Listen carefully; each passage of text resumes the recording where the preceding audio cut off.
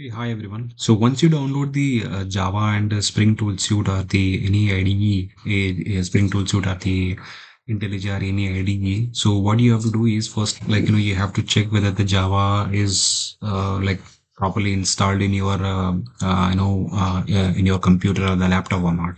So if you're like using Windows, you can use Windows button and R.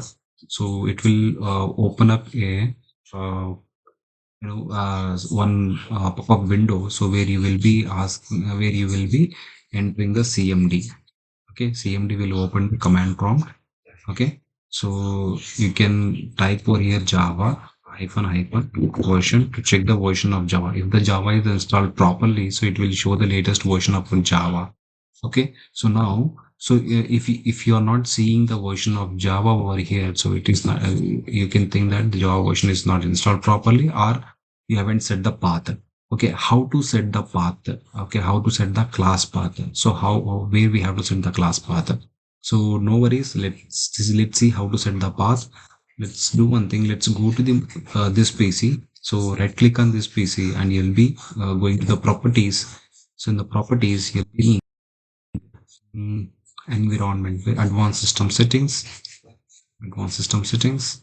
So you can see the environment variables, right? Just click on the environment variables. There you can see the path over here, right? So just click on this path.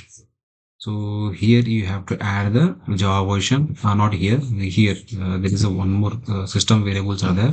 In system variables, you are going to add the path variable.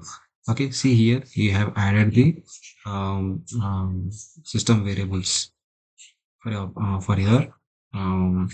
different. You have added the system variables for the Minikube, AWSCLI. I have added for the PuTTY. I have added for the HP1 agent, .NET, and OpenSSH. And even you can check here. So I have added the environment variable for the JDK21 as well.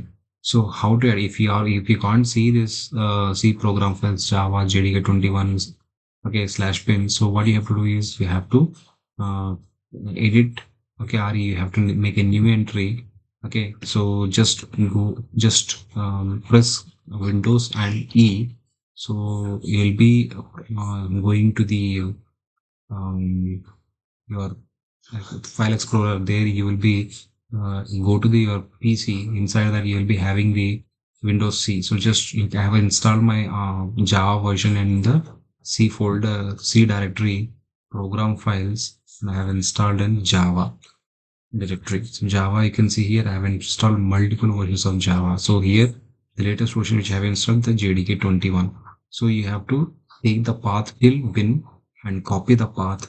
And what you have to do is you have to go to the environment where you have to come here. So you have to add a new entry. So you'll paste it. For me, I don't need to do that because I have already there the Java, JDK version. It is already added over here. Okay, you don't need to do that.